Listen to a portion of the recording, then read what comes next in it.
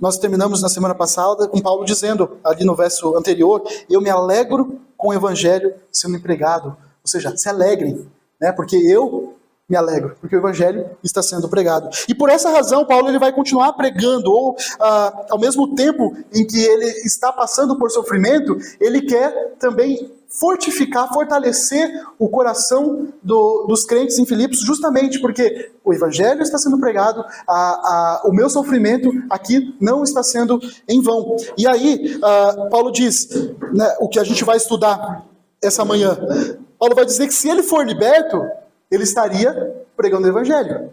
Se ele morrer, se ele continuar preso ou se ele morrer, essa passagem demonstra que Paulo ainda assim estaria glorificando a Deus pelo seu testemunho, por tudo que ele viveu, tudo que ele passou. Então ele estaria com Cristo e isso também a igreja poderia se alegrar. Vamos partir ali do verso 19, a gente vai fazer uma exposição até o verso 26. Então não fecha a Bíblia não, porque a gente vai versículo por versículo, tá bem?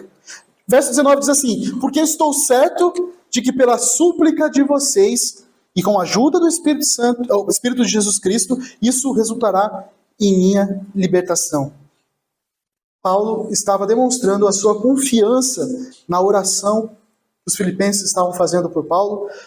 Paulo estava confiando na ajuda do Espírito Santo, por meio do Espírito Santo, e que tudo isso resultaria na libertação dele. Aí existem duas interpretações a respeito da libertação. Alguns versículos, até algumas traduções vão dizer salvação. Aí, né? Então, existem essas duas interpretações, a interpretação de que Paulo estava falando, independente do que acontecesse com Paulo, Paulo estava salvo, né? Então ele não tinha que se incomodar, então ele poderia estar alegre, a igreja poderia se alegrar, porque independente, ele estaria salvo. Se ele estivesse vivo ou se ele morresse, ele estaria salvo. Eu vou para a linha mais literal, que é Paulo está falando da libertação dele mesmo, a libertação da prisão aqui, porque isso faz mais sentido com os próximos versos. Mas quando Paulo diz que estou certo de que pela súplica de vocês, Paulo estava confiando que a oração, de certa forma, tinha poder. Que a ação do Espírito Santo tinha poder por meio da oração. E olha que interessante, meus irmãos, porque hoje nós estudamos a respeito da provisão de Deus e vimos a certeza, o entendimento que Paulo tinha de que Deus estava provendo todas as coisas. Inclusive, para nossa salvação, Deus chamou, Deus escolheu, Deus elegeu, Deus predestinou, Deus transformou a nossa vida e Ele glorificará a nossa vida. Ou seja, tudo por Deus. Tudo. Paulo tinha a certeza da soberania de Deus. Mas olha o que Paulo faz aqui também.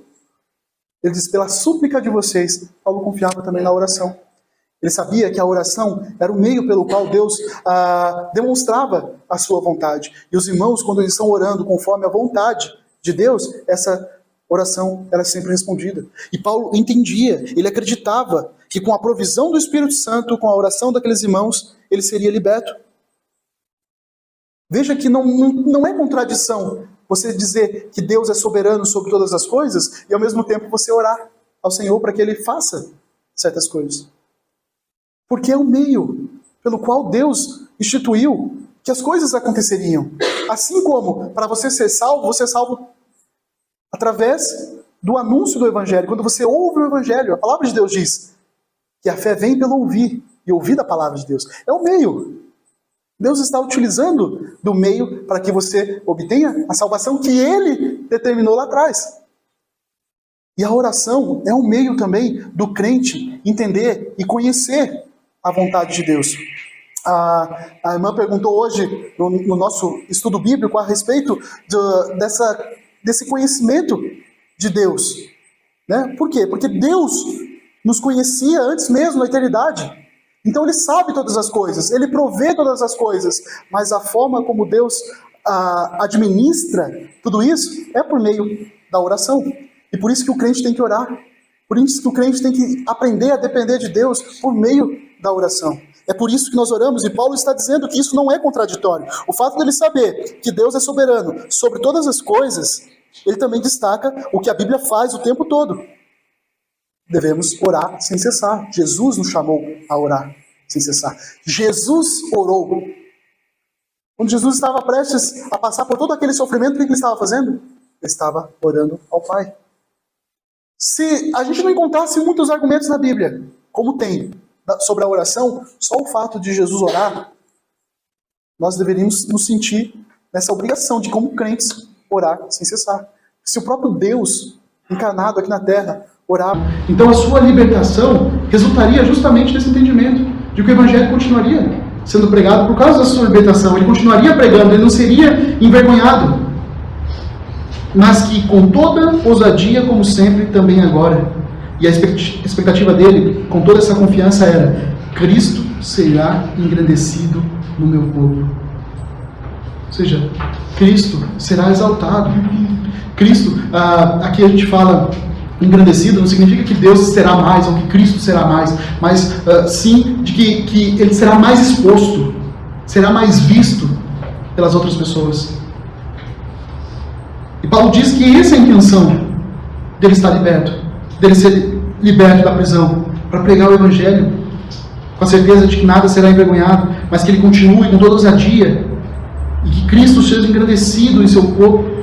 Paulo está dizendo: minha oração é essa, que Cristo seja maior, que Cristo seja mais visto no meu corpo, porque ele traz as algemas no seu corpo, ele traz todo o sofrimento que ele tinha passado no seu corpo. Então Cristo seria glorificado pela sua vida.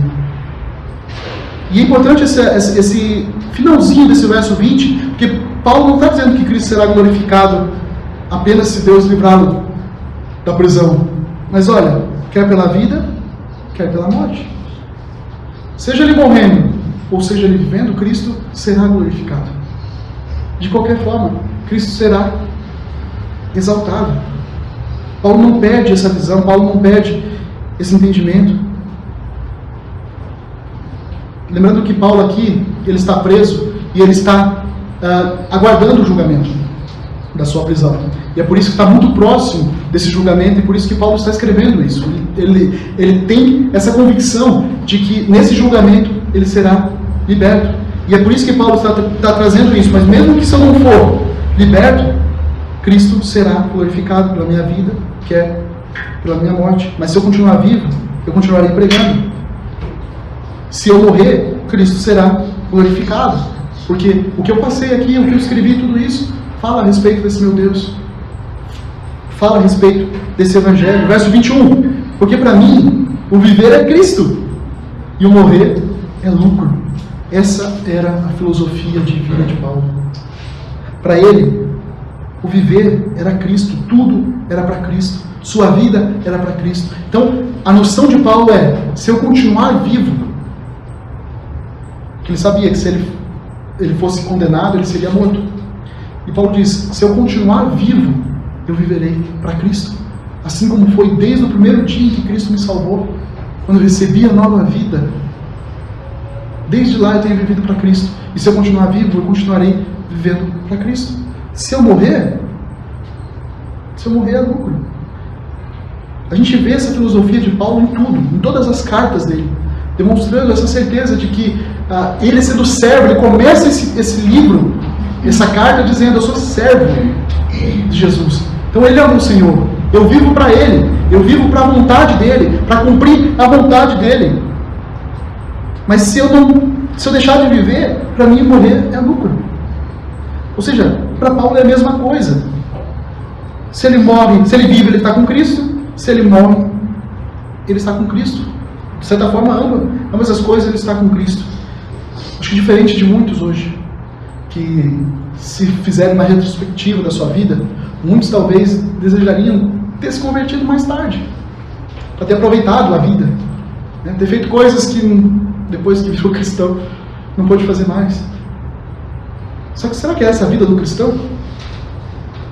A vida do cristão não deveria ser: Senhor, se eu vivo é para o Senhor, porque Tu és o meu Senhor, eu sou Teu servo, eu Te sirvo, eu vivo para Ti. Será que nós, como crentes, temos esse mesmo entendimento, expectativa de Paulo, de que se eu morrer, eu estarei com Cristo, mas se eu estou vivendo todos os dias da minha vida, tem que ser para Cristo. Ele é o meu Senhor, Ele é o meu Salvador.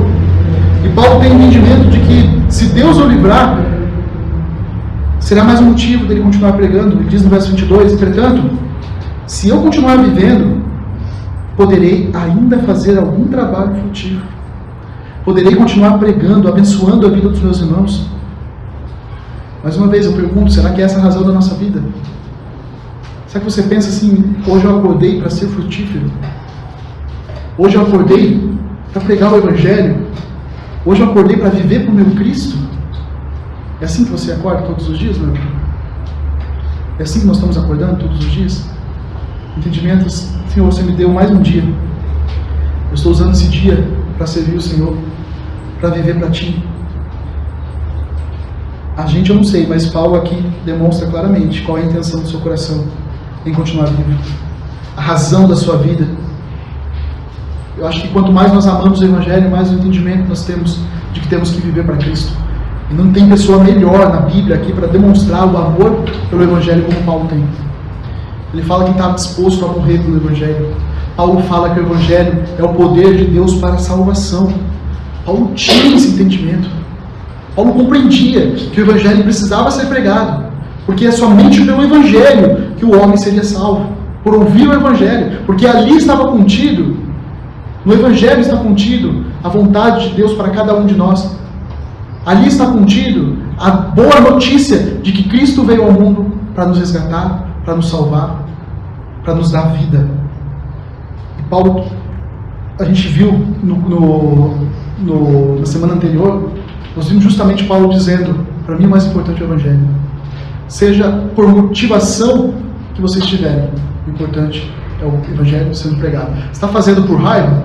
Você está fazendo por birra? Você está fazendo por rivalidade? Paulo está falando isso. Você está fazendo por inveja? Você está pregando o Evangelho? É o mais importante.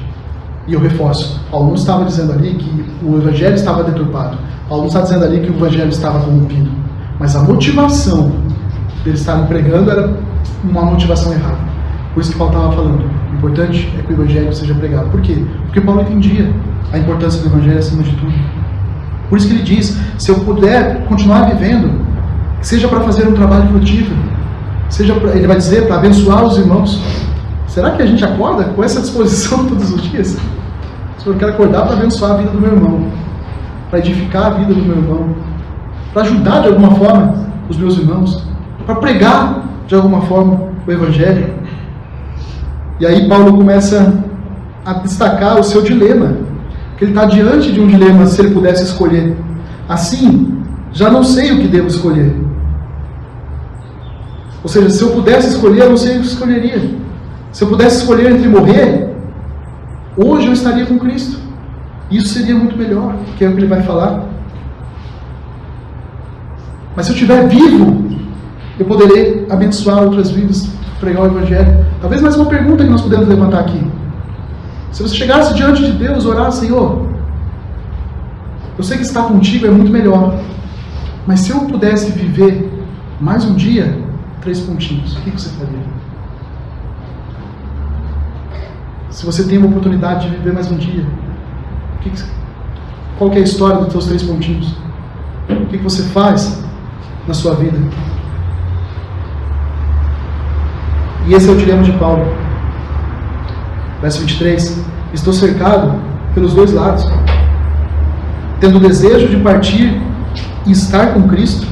Imagine que dilema é esse, né? De estar com Cristo, vivendo com Cristo, poder desfrutar da sua vida com Cristo. Esse era um dilema que Paulo queria responder. O que será que seria melhor? Viver com Cristo ou continuar aqui? E aqui, meus irmãos, só queria trazer alguns pontos doutrinários, aqui 2 pontos doutrinários, porque é interessante porque alguns dizem que a morte será a destruição total. Né? Quando a gente morrer, tudo acaba. A alma, o corpo. E aqui, Paulo está dizendo que não. Porque ele diz que se morrer, ele quer estar com Cristo. Então, logo, não é destruição total. E outro ponto doutrinário que eu queria destacar é aquele pregado que muitas igrejas pregam no sono da alma. De que quando nós morremos, nós dormimos até a volta de Cristo. Não é o que Paulo está dizendo aqui. O que Paulo está dizendo? Eu não sei o que eu faço. Porque se eu escolher morrer, eu vou estar com Cristo. E isso vai ser muito melhor. Ou seja, Paulo tinha entendimento de que ele não fala que se eu morrer, eu vou estar dormindo. Isso vai ser muito melhor. Não. Ele fala, se eu morrer, eu já vou estar com Cristo. E isso é muito melhor. Ou seja, Paulo está demonstrando que não existe essa ideia de sono da alma, que a gente fica dormindo até a volta de Cristo, não. E eu e você, meus irmãos, aqui não é desse texto que parte esse entendimento, mas de muitos outros textos que demonstram que no momento que nós morrermos, nós já estaremos com Cristo, vivendo com Ele. Não será o dia final, não será totalmente glorificado, o corpo totalmente glorificado, mas fato é, se você morreu hoje, você estará com Cristo. Se você está em Cristo hoje, você estará com Cristo na eternidade, desfrutando já, não de forma completa, mas desfrutando já. Enfim, é só um ponto doutrinário que eu queria destacar aqui, mas veja que Paulo está com esse dilema, porque estar com Cristo seria incomparavelmente melhor, é o que ele disse. Estar com Cristo seria extraordinário, seria melhor que qualquer outra coisa. Verso 24: mas por causa de vocês, é mais necessário que eu continue a viver.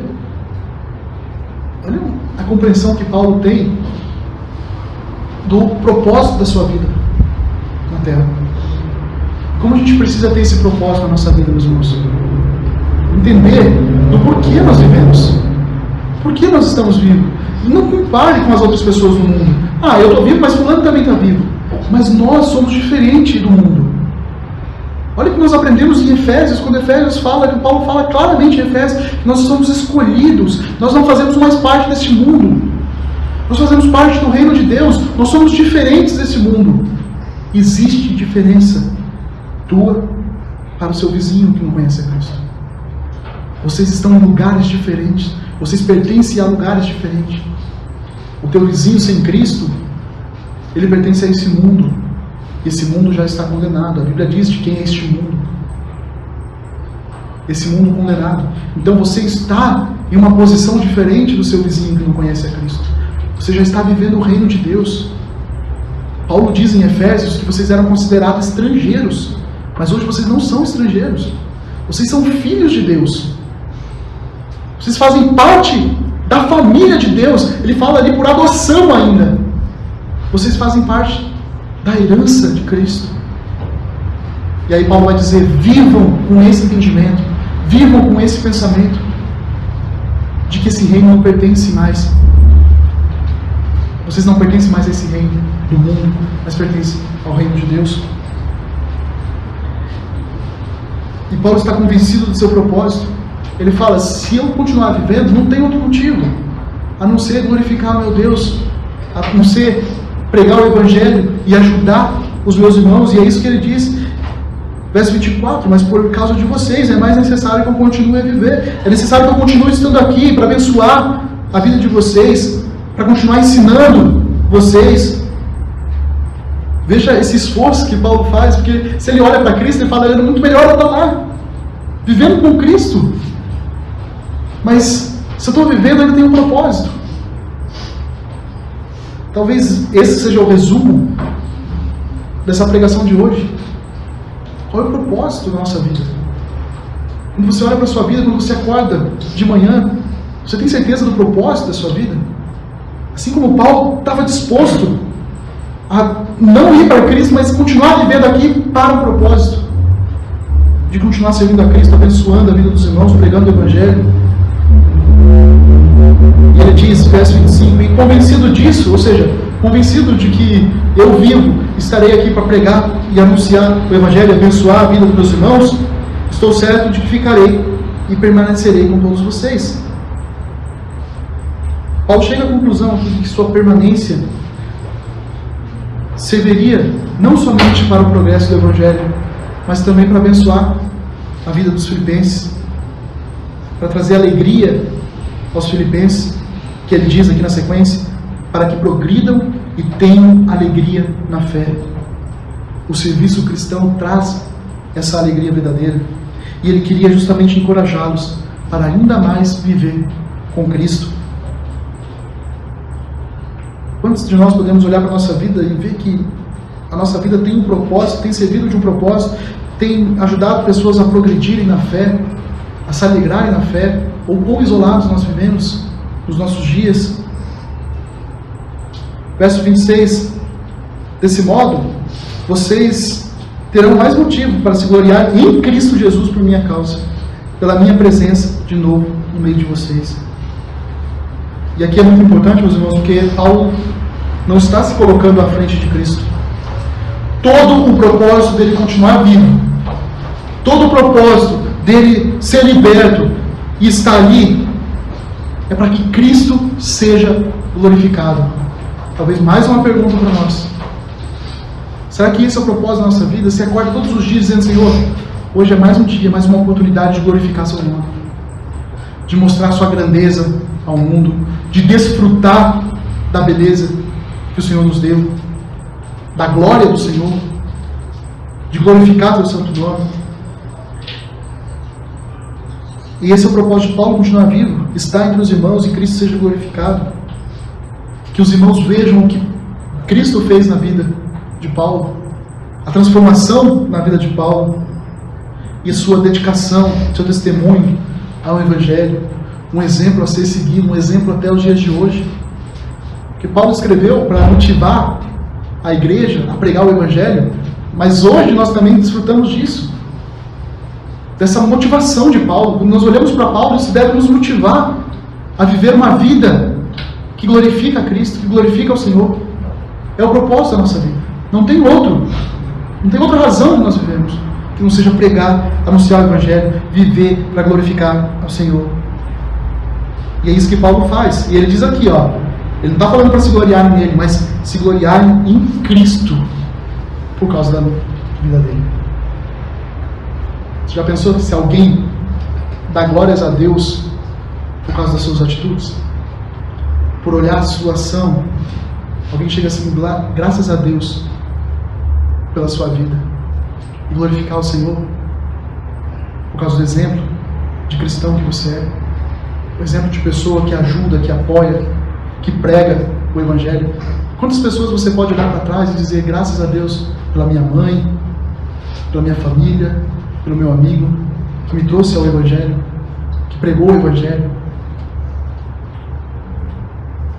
Só quero concluir com questões práticas para nós, que Paulo está falando, como a gente já disse lá no começo, a respeito da soberania de Deus sobre todas as coisas, que Deus já estabeleceu tudo que tem para acontecer. Mas em Efésios 1:11 ele diz: façam todas as coisas acontecem segundo o propósito da sua vontade. Paulo sabia disso, que tudo acontecia pelo propósito de Deus, pela vontade de Deus, mas ele sabe que a oração foi instituída pelo próprio Senhor, um meio para nos achegarmos a Deus, para que Deus seja honrado. E Paulo demonstrava esse reconhecimento de Deus. Será que nós também reconhecemos essa soberania de Deus, mas ao mesmo tempo reconhecemos que dependemos totalmente dele e precisamos nos achegar a ele em oração? A oração é o meio escolhido por Deus para que nós pudéssemos obter o que ele preparou já para nós. É por meio da oração, e conforme a oração sendo feita pela vontade dele, conforme a vontade dele, é que nós conhecemos mais desse Deus, nos relacionamos melhor com ele. Quando nós direcionamos as nossas súplicas a Deus, quando nós buscamos as bênçãos de Deus, nós sabemos que essas bênçãos vêm dele. São bênçãos que vêm totalmente dele, por isso que nós buscamos nele. Nós buscamos dele, porque ele é o autor, ele é a fonte de toda dádiva, de todo dom. Ele é perfeito. É por isso que nós buscamos nele as bênçãos, através da oração. Vivo ou morto, Paulo desejava e ansiava por servir ao Senhor. E você? Será que você pode dizer as mesmas coisas que Paulo disse aqui? Para você viver é Cristo mesmo? E se você morrer é lucro, porque estará com Cristo? Talvez muitos cristãos ainda viver é o dinheiro, é o poder, é a família, e às vezes morrer é deixar tudo isso para trás. Para muitos cristãos é apenas isso. Mas que não seja assim para nós, porque muitos cristãos hoje não conseguem repetir essas palavras de Paulo, por estarem tão apegados às coisas deste mundo, ao prazer deste mundo. E é bom a gente lembrar que a verdadeira alegria nós obtemos quando confiamos e vivemos de maneira tal que nós entregamos a nossa vida a Cristo E aqui está a verdadeira alegria, quando nós servimos. Entendemos que o Senhor Jesus é o nosso Senhor e nós vivemos para Ele, para a glória dEle, para santificar a nossa vida e para engrandecermos o nome de Cristo. Que esse seja o propósito da nossa vida todos os dias, a cada amanhecer, a cada acordar. Senhor, eu quero viver para Ti, para glorificar o Seu santo nome. Que esse seja mais um dia para glorificar o Senhor. Amém? Vamos orar?